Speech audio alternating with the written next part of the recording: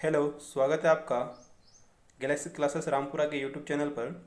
ITI motor diesel tractor mechanic और automobile theory से संबंधित महत्वपूर्ण प्रश्न का ये दूसरा सेशन है।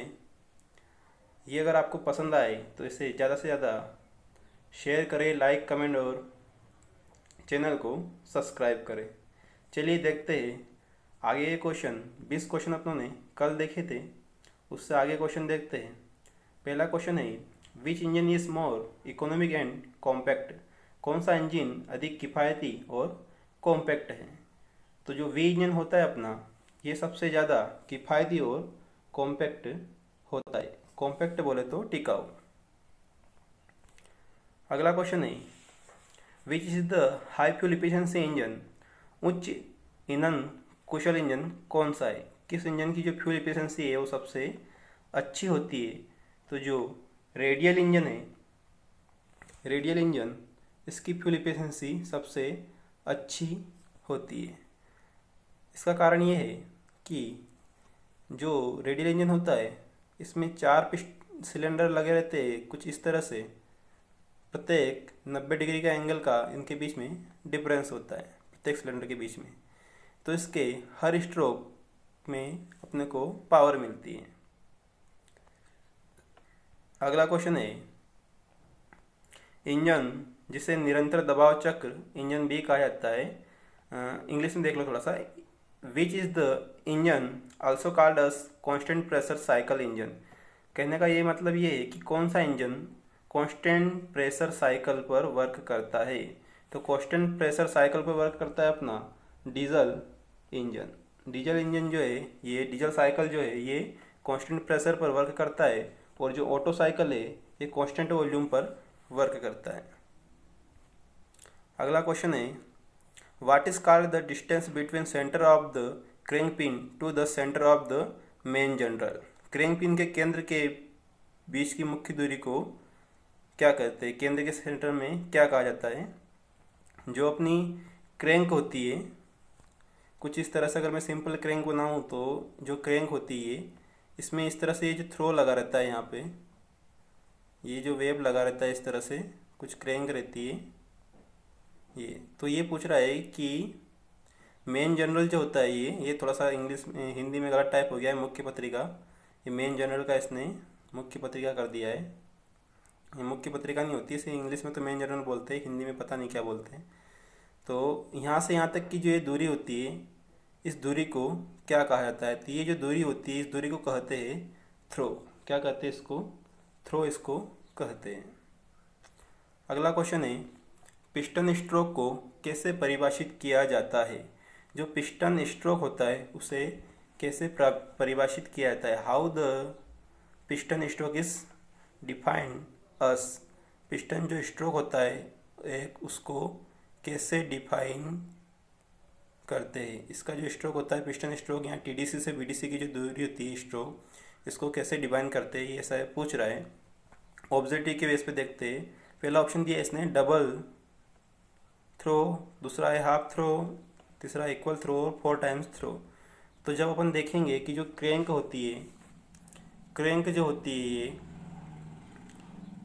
इसमें यहाँ इस तरह से वेब लगी रहती है। यहाँ अपना मुख्य इससे कनेक्टिंग रोड पिस्टन जुड़ा रहता है ऊपर इधर कनेक्टिंग रोड के थ्रू।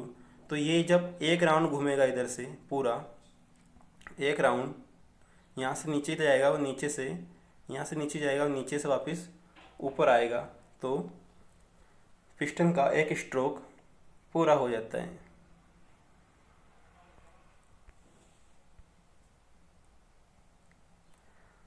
पिस्टन का एक स्ट्रोक पूरा हो जाता है। तो ये इसका आंसर आएगा डबल थ्रो। क्या रहेगा इसका आंसर, डबल थ्रो। अगला क्वेश्चन है, फायरिंग ऑर्डर क्या है। जो फायरिंग ऑर्डर होता है अपना ये क्या होता है। क्वेश्चन के इसमें देखते हैं, sequence of power stroke occurrence. शक्ति स्ट्रोक की गणना का अनुक्रम, या sequence of suction stroke occurrence, sequence of compression stroke, sequence of exhaust stroke की क्या होता है, ये कहने का इसका है। तो फायरिंग ऑर्डर जो है ये सीक्वेंस ऑफ पावर स्ट्रोक होता है। पावर स्ट्रोक की गणना एक तरह से इसमें की जाती है फायरिंग ऑर्डर के थ्रू ही। अगला क्वेश्चन है बर्डन गेज का उपयोग क्या है। What is the use of burden gauge. जो बर्डन गेज होता है उसका उपयोग किस लिए किया जाता है। तो बर्डन गेज का उपयोग किया जाता है दाब को मेज़र करने के लिए, measure to measure pressure, pressure measure करने के लिए दाब इसका उपयोग किया जाता है बर्डन गेज का। अगला क्वेश्चन है एक भारी इसको पृथ्वी गलत छप गया है, इसको इंग्लिश में देखो। Which is use to start heavy earth moving engine. जो हैवी अर्थ मूविंग इंजन होते हैं उनको चलाने के लिए स्टार्ट जो किया जाता है उसके लिए किस विधि का उपयोग किया जाता है, ये इसका पूछना है। तो इसको उपयोग किया जाता है गैसोलीन प्रक्रिया के द्वारा।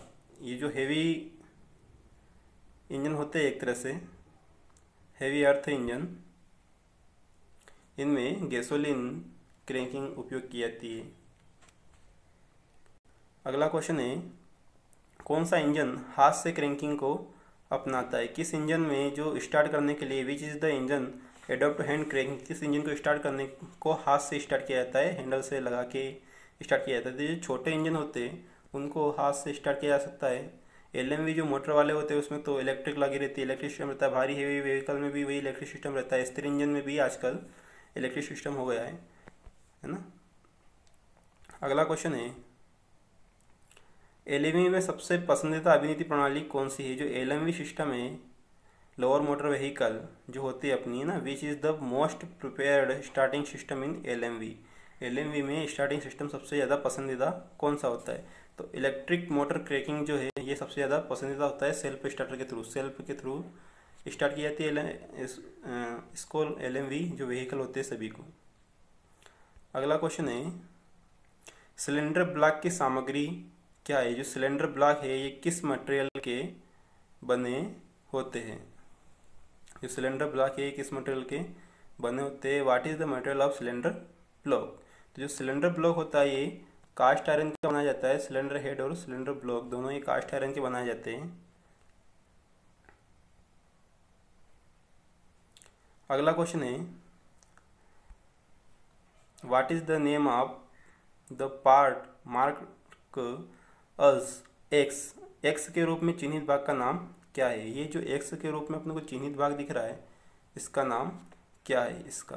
तो ये देखो आप यहाँ पे ये सिलेंडर है और इसके ऊपर जस्ट ये लगा है सिलेंडर हेड, और सिलेंडर हेड के ऊपर ये ढक्कन लगा हुआ है एक तरह से।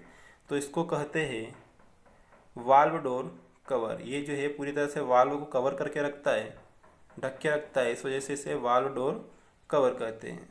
अगला क्वेश्चन है what is the name of the part Marcus x. X के रूप में चिन्हित भाग का नाम क्या है। तो यहाँ देखो अभी अपने ने देखा था ये वाल्व कवर है, इसके जस्ट नीचे ये सिलेंडर हेड होता है और ये सिलेंडर होता है। तो जो एक्स के रूप में ये चिन्हित है इसका नाम है सिलेंडर हेड। ये क्या है सिलेंडर हेड। अगला क्वेश्चन है what is the name of the diagram. आरेख का नाम क्या है। ये जो अपने को आरेख दिख रहा है इस आरेख का नाम क्या है। ये जो दिख रहा है डायग्राम, ये डायग्राम किस चीज़ का है, कौन सा ये आरेख है ये दिखाना है।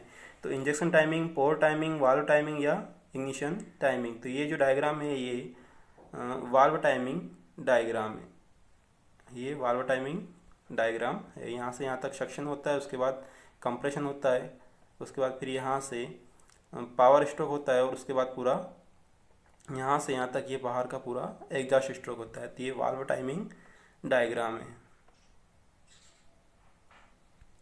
अगला क्वेश्चन है what is the name of the part Marcus x. X के रूप में चिन्हित भाग का नाम क्या है। एक्स के रूप में चिन्हित भाग का नाम क्या है ये पूछ रहा है। इस भाग का नाम क्या है। तो इस भाग का जो नाम है ये है क्रैंक आर्म। ये जो है क्या कहलाती है क्रैंक आर्म ये कहलाती है। सन की भुजा मत पड़ना, ये क्रैंक आर्म है। ये क्या है ना कि पीडीएफ पूरा इंग्लिश में था, मैंने इसको हिंदी में कन्वर्ट किया तो ये थोड़ा सा मिस टाइप हो रहा है पूरा, इसने अपने हिसाब से बदल दिया पूरा। अगला क्वेश्चन है what is the name of the part Marcus x, x के रूप में चिन्हित भाग का नाम क्या है। देखो इसमें एक्स कहाँ दिख रहा है आपको, ये एक्स यहाँ दिख रहा है गजन पिन के ऊपर। तो इस भाग का नाम क्या है, जो एक्स दिख रहा है यहाँ पे, ये क्या है, गजन पिन। क्या है ये, गजन पिन। तो ऑप्शन ए इसका सही हो जाएगा, ऑप्शन ए। अगला क्वेश्चन है पिस्टन पिंस की सामग्री क्या है। What is the material of piston pins. जो पिस्टन पिंस होती है बोले तो वही आपकी गजन पिन किस मटेरियल की बनी रहती है। तो गजन पिन जो है ये निकिल क्रोमियम स्टील की बनी रहती है और इसको केस हार्डनिंग किया जाता है, जो कि जिससे कि आसानी से ये घिसे ना, क्योंकि कनेक्टिंग रोड इसी के साथ जुड़ी रहती है, जो कि घूमने का काम कर, जो कि इसमें बेरिंग घूमते रहते हैं पूरे कनेक्टिंग रोड और गजन पिन के बीच में। तो इसको निकिल क्रोमियम स्टील बहुत ही हाई, मतलब एक तरह से बहुत ज़्यादा स्ट्रेंथ इसकी बहुत ज़्यादा रखी जाती है और इसको केस हार्डनिंग की जाती है। अगला क्वेश्चन है एक्स के रूप में चिन्हित भाग का नाम क्या है। एक्स के रूप में ये जो चिन्हित किया गया इस भाग का नाम क्या है। ये क्रैंक है, पूरी इधर पुली लगी हुई है, एक गियर लगा हुआ है केम गियर इस तरह से, और यहाँ से यहाँ तक एक क्रैंक, पूरी क्रैंक है। उसके बाद यहाँ पे ये अटैच किया हुआ है जो पार्ट है, इसका नाम क्या है, ये इसने पूछा है। ऑप्शन दे रखे अपने को। पहला ऑप्शन है ड्राइव प्रोडक्ट, दूसरा है वाइब्रेशन डैम्पर, तीसरा है फैन पुली और चौथा है फ्लाईव्हील। तो ये जो है फ्लाईव्हील है अपना, क्या है ये, फ्लाईव्हील है। तो आप अपना ऑप्शन डी सही हो जाएगा इसका, फ्लाईव्हील। अगला क्वेश्चन है क्रैंक शाफ्ट के उत्पादन के लिए उपयोग की जाने वाली सामग्री क्या है। What is the material used to produce crankshaft. Crankshaft को बनाने के लिए जो या उत्पादन करने के लिए जिस मटेरियल का उपयोग किया जाता है वो क्या है। तो ऑप्शन दे रखे हैं यहाँ पे। पहला है क्रोमियम वेनेडियम निकल स्टील, दूसरा है हाई स्पीड स्टील, तीसरा है कास्ट आयरन, चौथा है रोट आयरन। तो ये जो क्रैंक शाफ्ट है इस पर क्या है, इंजन का बहुत ज़्यादा भार होता है, एक तरह से जो शॉक से मिलते हैं, पूरे झटके जो लगते रहते हैं, तो ये पूरे सब किसको सहन करना रहते हैं, इंजन जब चलता है तो क्रैंक शाफ्ट को ही सहन करना रहता है। तो बहुत मजबूत बनाना पड़ता है उसको। तो इसको क्रोमियम वेनेडियम निकिल से बनाया जाता है और इसमें निकिल की मात्रा बहुत ज़्यादा रखी जाती है, क्योंकि निकिल बहुत ही हार्ड, बोले तो कठोर धातु होती है। अगला क्वेश्चन है what is the name of the bearing. Bearing का नाम क्या है। ये जो बेरिंग दिख रहे हैं अपने को, इन बेरिंग का नाम क्या है। आपको इसमें थोड़ा क्रॉस सेक्शनल एरिया दिखा रखा है इसका, इस वजह से अलग दिख रहा होगा। ये कुछ इस तरह से है, इसको आप देखने समझने की कोशिश करें तो ये इस तरह से बेरिंग लगे हुए हैं और ये इसके अंदर ये इस तरह से कुछ बेरिंग है। इस बेरिंग को क्या कहते हैं, आपको अब समझ में आ रहा होगा ये बेरिंग कौन सा है। तो ऑप्शन है देखो इसका, पहला ऑप्शन है बाल बेरिंग, दूसरा है रोलर बेरिंग, तीसरा है निडल बेरिंग, चौथा है टेपेड रोलर बेरिंग। तो इसका जो आंसर है सही पहला हो जाएगा आपका। ये जो है बाल बेरिंग का प्रकार है, डायग्राम जो है बाल बेरिंग का है। इसी के साथ अपने आज के 20 क्वेश्चन पूरे हुए। अगर ये सेशन आपको पसंद आ रहा हो तो प्लीज़ चैनल को सब्सक्राइब करें, लाइक कमेंट और शेयर करें। Thanks for watching.